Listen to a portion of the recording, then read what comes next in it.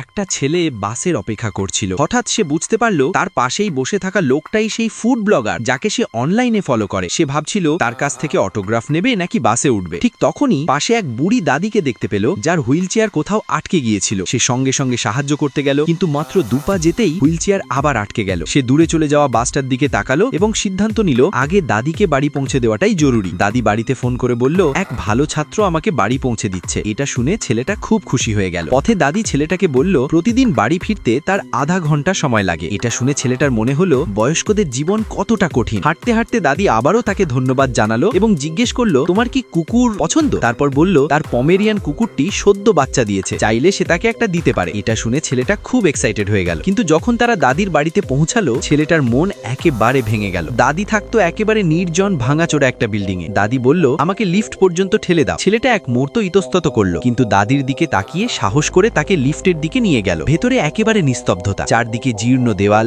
বাতাসে একটা অদ্ভুত অস্বস্তি। ছেলেটা ভেতরে ভেতরে ভয় পেতে লাগলো। লিফটের কাছে পৌঁছে সে ঘুরে বেরিয়ে যেতে চাইছিল। ঠিক তখনই দাদি মোবাইল বের করে তাকে পমেরিয়ানের ছবি দেখালো, কিন্তু ছবি স্ক্রল করতে করতে হঠাৎ একটা ছবি এলো যেখানে দাদি আরামে পা তুলে পা রেখে বসেছিল। ছেলেটার ভেতরটা কেমন যেন অস্বস্তিকর লাগলো। লিফট নিচে নামতে শুরু করলো এবং তার মেরুদণ্ড বেয়ে একটা ঠান্ডা শিহরণ বয়ে গেল। সে বিপদের আভাস পেল। সে ঘুরে দৌড়াতে চাইল, কিন্তু তখনই দাদির হাত ছেলেটার ব্যাগের স্ট্র্যাপে শক্ত করে ধরে ফেলল। ছেলেটার সঙ্গে সঙ্গে ব্যাগ ছেড়ে দেওয়ার সিদ্ধান্ত নিল এবং দৌড়াতে যাচ্ছিল। ঠিক তখনই দাদি হঠাৎ উঠে দাঁড়িয়ে তাকে জোরে ধাক্কা দিয়ে ফেলে দিল। লিফটের দরজা খুলে গেল। ভেতর থেকে হরপ্পার মতো কয়েকজন লোক বেরিয়ে এলো। সে দ্রুত উঠে বাইরের দিকে দৌড়ালো। তার মনে হলো এবার সে বেঁচে যাবে, কিন্তু ঠিক তখনই দরজার সামনে সেই ফুড ব্লগার দাঁড়িয়েছিল। সে ছেলেটার মুখ চেপে ধরল এবং তাকে ভেতরে টেনে নিয়ে গেল। টিকটকে লাইক ফলোয়ার কিনতে এই নাম্বারে হোয়াটসঅ্যাপ করুন।